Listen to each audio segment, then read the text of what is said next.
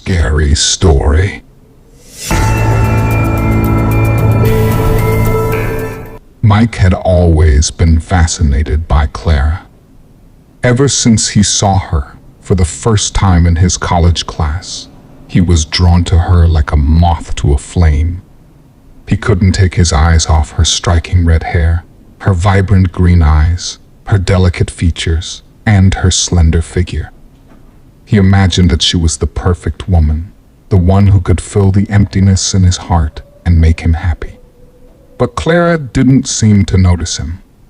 She barely spoke to him, even when they were assigned to work on a group project together. She always seemed distant, aloof, and sad. Mike wondered what was troubling her, what secrets she was hiding behind her beautiful facade.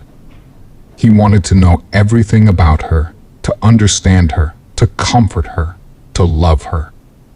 He started to follow her around, discreetly at first, but then more boldly. He learned her schedule, her habits, her preferences. He found out where she lived, where she worked, where she hung out. He stalked her on social media, liking and commenting on every post she made. He collected every piece of information he could find about her, hoping to find a way to connect with her, to make her see him as more than a classmate, more than a friend, more than a stranger. He tried to approach her several times, but she always brushed him off or ignored him. She seemed annoyed by his presence, irritated by his persistence, scared by his intensity. She told him to leave her alone, to stop bothering her, to get a life. But Mike didn't listen. He was convinced that she was just playing hard to get, that she was testing his devotion, that she was afraid of her own feelings. He believed that he alone could save her from her pain, that he alone could make her happy, that he alone could love her the way she deserved. He decided to take matters into his own hands.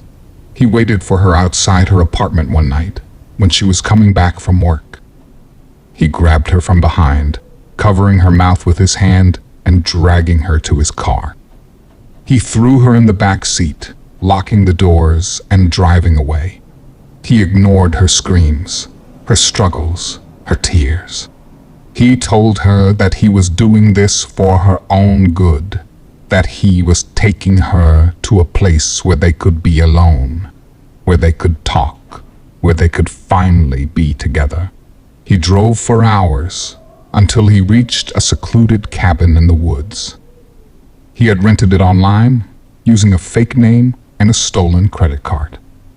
He had prepared it for their arrival, decorating it with candles, flowers, and pictures of them. He carried her inside, kicking the door open and throwing her on the bed.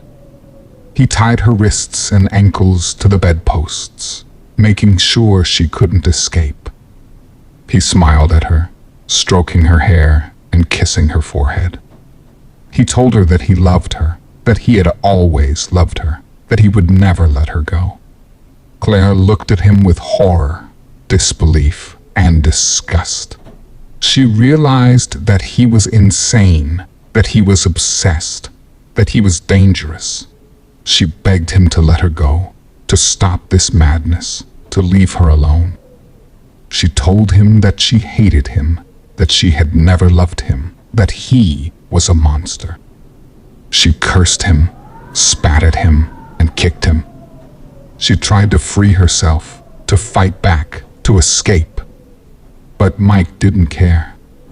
He was deaf to her pleas, blind to her hatred, numb to her pain. He was lost in his own fantasy, his own delusion, his own obsession. He thought that she was just confused, that she was just angry, that she was just scared. He thought that he could change her mind, that he could win her heart, that he could make her love him. He leaned over her, whispering in her ear. He told her that he had a surprise for her, that he had special for him, that he had something that would change everything. He reached under the bed, pulling out a small box. He opened it, revealing a ring. He slid it on her finger, ignoring her protests and screams. He told her that he had bought it for her, that he had chosen it for her, that he had proposed to her. He told her that they were engaged, that they were getting married, that they were going to be happy. He told her that they were going to be happy.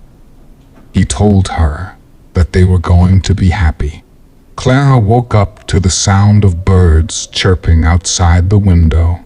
She opened her eyes, feeling the sharp pain in her head and a dull ache in her limbs. She looked around, trying to remember where she was and what had happened. She saw a wooden ceiling, a fireplace, a dresser, and a door. She realized that she was still in the cabin, still in the bed, still tied to the bedposts. She felt a surge of panic, fear, and anger. She remembered Mike, his face, his voice, his touch. She remembered how he had kidnapped her, brought her here, and proposed to her. She remembered how he had told her that they were engaged, that they were getting married, that they were going to be happy. She wondered where he was, what he was doing, when he would come back. She hoped he had left, that he had abandoned her, that he had forgotten her. She prayed that someone would find her, that someone would rescue her, that someone would save her. She heard a noise, a creak, a click. She turned her head and saw the door open. She saw Mike, smiling, holding a tray. He walked towards her, humming a tune. He set the tray on the nightstand and sat on the edge of the bed. He kissed her cheek and said good morning. Clara felt a surge of terror, hatred, and despair. She screamed at him, telling him to get away from her, to leave her alone, to let her go. She told him that he was crazy, that he was sick, that he was evil. She told him that she would never love him, that she would never marry him, that she would never be happy with him. But Mike didn't listen.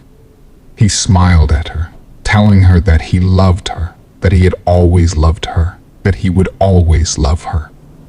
He told her that he had made breakfast for her, that he had cooked her favorite food, that he had brought her a gift.